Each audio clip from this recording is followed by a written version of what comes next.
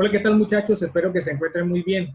En este momento vamos a hacer un análisis de la filosofía del gran Friedrich Nietzsche, ¿sí? Un gran pensador del vitalismo, un gran ser intelectual con una vida un poco dura, difícil, quizá por el mismo contexto de su situación familiar y de lo que le aconteció. Es que es una persona que tiende hacia la soledad, hacia el apartarse de ambientes sanos, le da apertura a la música, a la intelectualidad desde muy pequeño se observaba.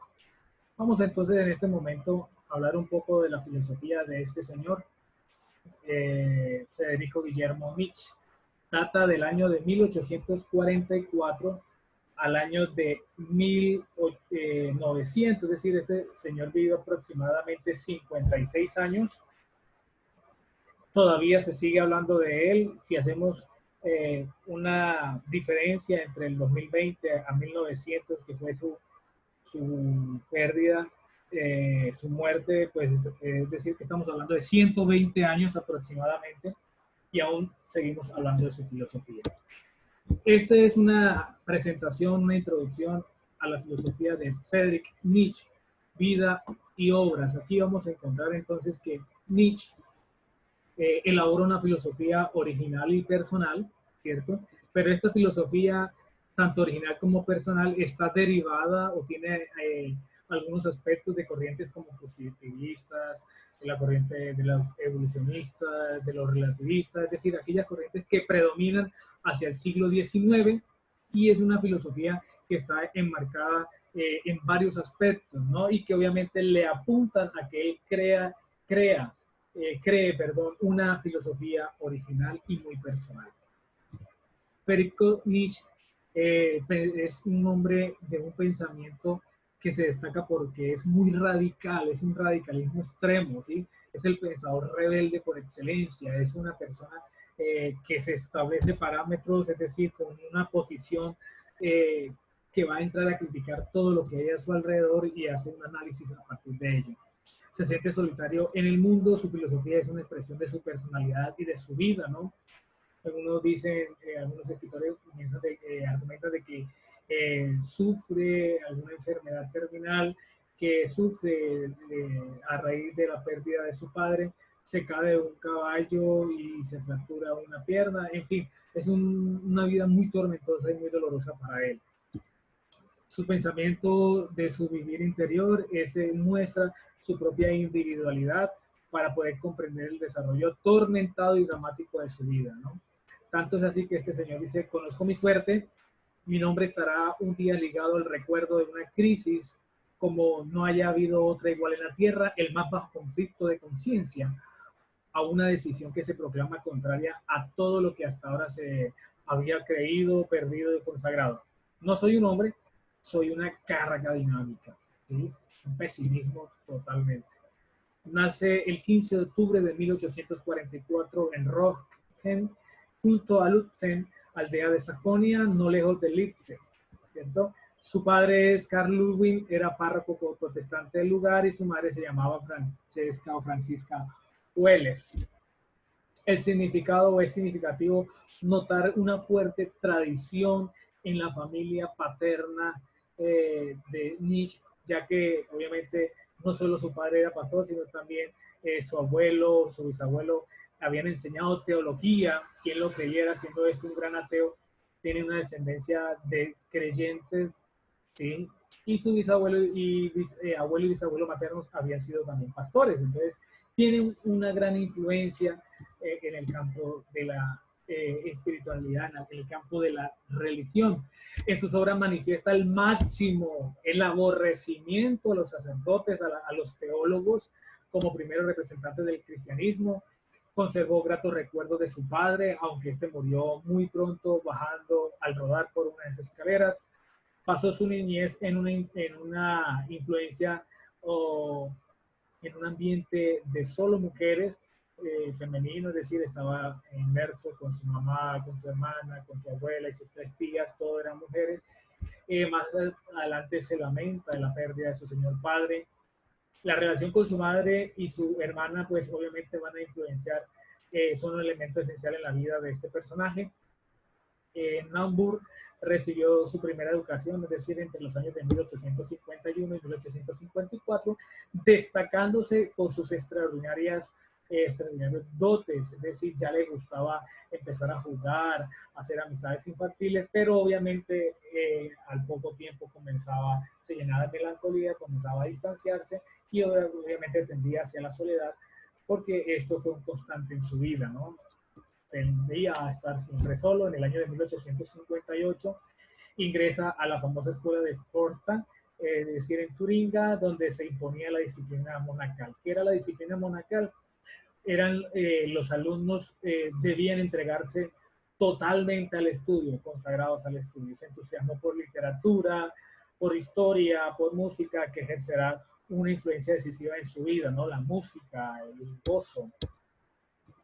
En la escuela es cuando empieza a despertar su espíritu crítico y rebelde a los valores ya establecidos, a los valores que está recibiendo. Es un crítico desde el inicio de su filosofía, desde el inicio de su estudio, a esos valores recibidos. Comienza a criticar los procesos pedagógicos o los métodos pedagógicos que conducían a la masificación. Cuando hablamos a masificación es la cantidad de masa, ¿no?, que conducen a las masas a determinadas conductas, y sobre todo comenzó a preocuparse por el problema religioso, ¿no? Lo atacó constantemente, lo abarcó muchísimo en su filosofía, tanto es así que consideraba a la religión como eh, algo que debía no darse, ¿no? Algo que debía ser acabado, ¿cierto? Y que obviamente él va a argumentar una de sus frases máximas, que es: Dios ha muerto, viva el superhombre. En la terrible confesión del Ecce Homo, cuando hablamos de Ecce Homo, significa este es el hombre o he aquí el hombre. Nietzsche declara que no se ha consagrado, no ha consagrado su atención a los problemas de Dios, la inmortalidad del alma, no, para nada. Desde la más tierna infancia, y que el ateísmo era para él algo que le venía por instinto. Y decía esto: yo no considero el ateísmo como resultado, y aún menos como un hecho. Para mí el ateísmo es cosa instintiva. Yo soy demasiado curioso, demasiado orgulloso para contentarme con una respuesta tan burda. Y cuando hablamos de burda es algo tosco, algo vasto, algo grosero. Y eso es una respuesta burda para nosotros los pensadores. En Bonn, lugar donde ingresó a la universidad, quien lo creyera, estudiar teología, pero luego de un tiempo se retira porque obviamente no está a favor y no cree en nada de estos términos religiosos, y estudia filología. Comenzó a tener buenos amigos y vivió una vida alegre con ellos. Y cuando hablo de vida alegre, es decir, vivían en fiestas, en francachelas, música, licor, en fin, animados por buena música, como ya lo mencioné. Su espíritu filosófico se despertó con ocasión del descubrimiento de una obra de Schopenhauer que se llamaba El mundo como representación, se llama El mundo como representación y voluntad. Llegó Schopenhauer a ser un gran filósofo para Nietzsche, lo consideró como su maestro, que lo condujo hacia unas vías de un radicalismo pesimista y ateo, pero luego de un tiempo Nietzsche se aburre de Schopenhauer y se va de él. Luego conoce a Lange con su obra, Historia del materialismo, por quien conoció las doctrinas materialistas. Luego, por medio de Kuno Fischer, Nietzsche se acerca al pensamiento de Kant, desea quien sacará la idea básica de la cosa en sí. Entonces, cuando nosotros vimos a Kant, vimos el noúmeno y al fenómeno. El noúmeno es la cosa en sí, ¿cierto? Y obviamente Nietzsche va a sacar, a erradicarlo, es una ilusión, y que el tiempo de la metafísica como una verdad suprasensible absoluta, pues ya ha pasado. A los 24 años, y sin haberse doctorado, le entregan o lo nombran profesor de filología en la Universidad de Basilea, ¿sí? En la facultad le otorgó el grado de doctor sin examen, ¿sí? Sino que él ya había hecho publicaciones, escritos, y obviamente por esos escritos ya le entregaron el título de doctor. El hecho de convertirse en filólogo de profesión cuenta entre las tragedias más grandes de su vida. Recordemos que la filología es la ciencia que estudia los escritos, la estructura y la evolución de una lengua, ¿no? La originalidad de ese escrito. Entonces, por 2 veces trató de cambiar de cátedra, de su cátedra de filología a la cátedra de filosofía. En sus cursos, pues sí había aceptación, pero no se llenaban totalmente como era lo que él quería, tener bastantes oyentes, por eso quería cambiarse a su filosofía. Durante su estancia en Basilea, su personalidad y saber se enriquecen por su dedicación al estudio. ¿Sí? Era una persona consagrada al estudio, dedicada al crecimiento doctrinal. Obviamente, este personaje viene presentando en su época de estudio y desde muy temprana edad lo que son las famosas jaquecas, dolores fuertes de cabeza, migrañas, y obviamente le atacaba muy fuerte a él, y tan fuerte era que le iban a conducir a tomar unas decisiones bastante equivocadas. De la actividad docente de Nietzsche en Basilea provienen sus primeros escritos. El primero y el más importante de todos, El origen de la tragedia, sacado del espíritu de la música. Es uno de los libros más grandes que tiene Nietzsche, ¿cierto? Pero junto con él hay otro libro que se llama Así habló Zaratustra, que ya vamos a hablar un poco de él. Su obra, otra obra de este tiempo es Consideraciones intempestivas o inactuales, ¿sí? Entre el año de 1873 al 76, en la que critica la cultura histórica alemana, que ha hecho del saber científico un dios, y obviamente lo critica fuertemente.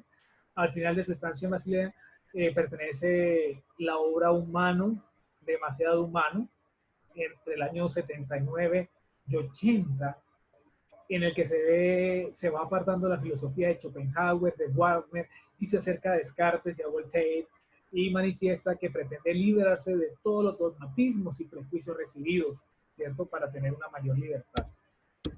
Luego, en esta historia, en vida y obras de Nietzsche, en el año 1879, por problemas de salud, Nietzsche tiene que abandonar su cátedra de docente en la Universidad de Basilea. El aspecto de Nietzsche debía ser un aspecto de robustez, pero por su sistema nervioso y psíquico era muy distinto, ¿no? Esto lo atacaba muchísimo a él y obviamente era muy fuerte. Desde su adolescencia sufría o padecía de miopía precoz, reumatismos y sobre todo lo que eran dolores de cabeza, a veces muy fuertes. Estas jaquecas se sucedieron periódicamente en sus años de estudiante, ¿sí?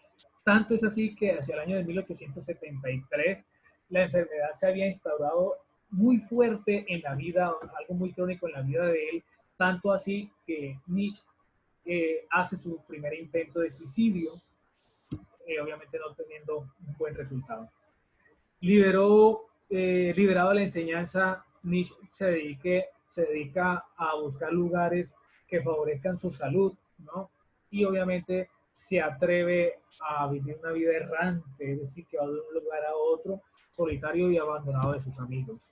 La vida de Nietzsche se envuelve entre viajes a Suiza, a Italia, al sur de Francia. En los momentos de lucidez iba acumulando algunos escritos, algunas notas, algunos pensamientos, algunas frases, aforismos, que obviamente se lo iba dictando a un compañero que se llamaba Gas, con visitas a una futura publicación. Pues bien, pues estas notas, estos pensamientos, estos escritos es lo que le ha resultado o da como resultado sus obras, como es La Aurora en el año de 1881 o La Galla Ciencia hacia el año de 1882, en la que radicaliza su pensamiento contra la moral cristiana. Él está rotundamente enfocado a acabar todo este tema del cristianismo, y el tema principal es la muerte de Dios y el eterno retorno. Por eso él tiene su máxima que dice: Dios ha muerto, viva el superhombre. Lo que él plantea es el superhombre, pero no es un hombre, llamémoslo así, un hombre fuerte, sino que es un hombre con una nueva costumbre, con nuevos estilos de vida, con nuevos valores, y que ya obviamente hablaremos en su tiempo. Hacia el año de 1882, Nietzsche conoce a Lau Salomé. Era una joven judía de 21 años, era incrédula, muy parecida a la filosofía de Nietzsche. Tanto es así que Nietzsche se estaba emocionando porque pensaba en vivir una vida normal, en conformar una familia, una sociedad, pero todas estas ilusiones se le fuman porque él le propuso matrimonio a Salomé, pero Salomé terminó yéndose con Gas, ¿cierto? Y obviamente Nietzsche entra en una crisis existencial, sentimental, y es su segundo intento de suicidio porque se ve resignado ya al sacrificio del sexo y a la paternidad biológica. En el año de 1883 publica su obra Así habla Zaratustra, la cual culmina más de 2 años después, y que en la manera anuncia a un profeta algunas ideas como la muerte de Dios, el superhombre, la destrucción de los valores sociales y morales que ya venía implementando la sociedad y que se tenía que cambiar.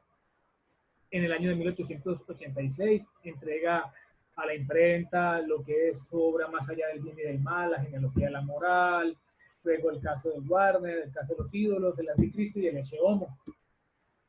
En Turín trabaja su última obra, que es La voluntad de poder, un buen libro, ¿cierto? Lo cual no logra terminar porque ya este personaje entra en una locura existencial, ya su pensamiento se nubla, se empieza a volver loco, es internado en un sanatorio a la custodia de su madre y luego de su hermana, y lo que lleva a que este personaje en el año de 1900, exactamente el 25 de agosto, muera en Weimar, envuelto entre las tinieblas de la oscuridad. Es decir, tan inteligente que era, tan lúcido que era, su inteligencia, su lucidez se pierde, queda en una laguna, sin caer en cuenta el éxito que tuvieron sus libros y su pensamiento, ¿no?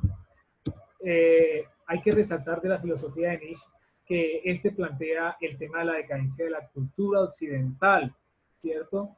Desde su preocupación por la situación política y cultural alemana del momento. Y esta decadencia es denunciada no solamente porque afecta a Alemania, sino que también afecta a nivel global de la cultura de la humanidad.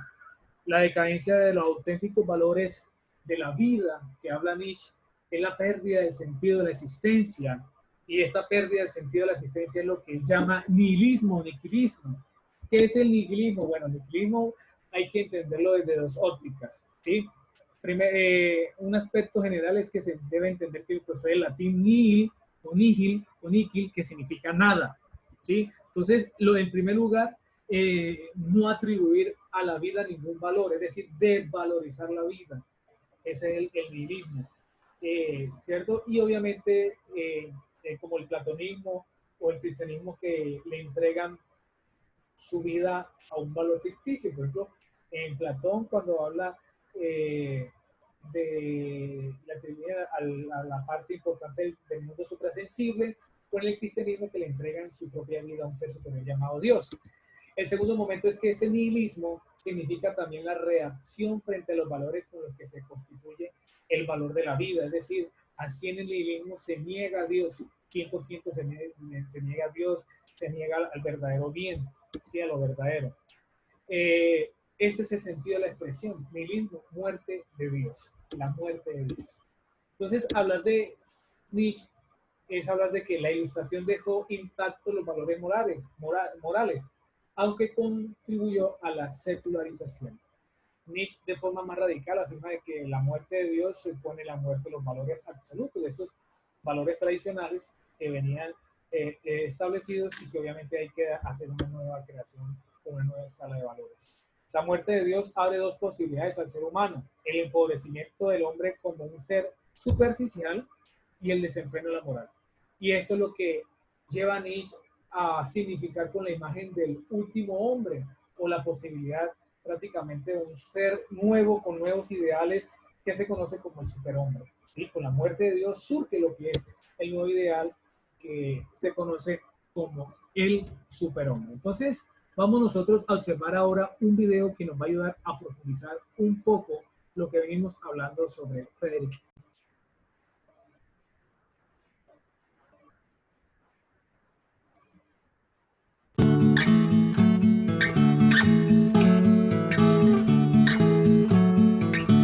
Nietzsche es sin duda el filósofo más provocador de todos. No es un filósofo al uso. Este prusiano que se crió entre mujeres puede considerarse como un antifilósofo. Fue un hombre temperamental que sufrió jaquecas que le acompañarán toda su vida. Pronto empezó a leer a Schopenhauer. A los 20 años marcha a Bonn para estudiar teología porque su madre quería que fuera pastor. Pero él se niega, discute con ella, se va a estudiar a Leipzig filología clásica. Con 20 años contrae sífilis y abandona el cristianismo. La sífilis y las jaquecas le llevarán a la locura. Más tarde, una caída de un caballo le produce una parálisis en una pierna. Con 25 obtiene por fin la cátedra de filología. Conoce a Wagner y queda obnubilado por su personalidad. Esa amistad acaba convirtiéndose en enemistad. Nietzsche renunció a desarrollar su pensamiento en forma de sistema, prefiriendo formas más literarias. Tampoco tuvo reparos en decir adiós a la filosofía académica sirviéndose de la contradicción y la paradoja. Nietzsche, como seguidor de Schopenhauer, toma de esa imagen del cosmos como una voluntad que lucha por hacerse paso de una manera espontánea y caótica sin obedecer a una razón organizadora, a un plan preconcebido. Su visión es vitalista, en vez de mecanicista. Solo cuando el hombre renuncia al consuelo que le proporciona dar sentido al mundo, adquiere su verdadera naturaleza. Hasta ahora, el hombre había estado sometido al yugo de la moral de esclavitud que el cristianismo trajo al mundo. Nietzsche conceptualiza esto con su famosa frase «Dios ha muerto», que aparece en la Gaia Ciencia y en Así habló Zaratustra. Pero después de la muerte de Dios, es el mismo hombre el que se convierte en Dios, en superhombre. Solo entonces recupera la serenidad y la dicha precristiana de los griegos. Con esa actitud es posible prescindir del sentido de la historia, liberarse del espíritu de la época y mirar la historia sin ilusiones, de una manera nihilista. El nihilismo niega lo que pretenda un sentido superior determinista de la existencia. Es partidario de las ideas vitalistas y lúdicas, de deshacerse de todas las ideas preconcebidas para dar paso a una vida con opciones abiertas de realización, incluso contradictorias. Nietzsche arremete contra los componentes judeocristianos de nuestra cultura para liberar los orígenes griegos de una forma de vida estética y aristocrática. Temas como el eterno retorno, la inversión de valores, también el superhombre o la voluntad de poder que tanto inspiraron a los nazis y a Hitler. En cambio, estas ideas no fueron concebidas como ideas políticas. Los nazis más tarde se las apropiarían. De forma paradójica, lo más interesante de Nietzsche es quizás su lúcida crítica de la época de decadencia que precedió a la Primera Guerra Mundial. Él mismo tiene algo de decadente, mezcla como un dandy vida y estilo, un tipo exaltado que se considera a sí mismo un artista y acaba volviéndose loco, de modo que firmaba sus cartas como Dionisos o el Crucificado.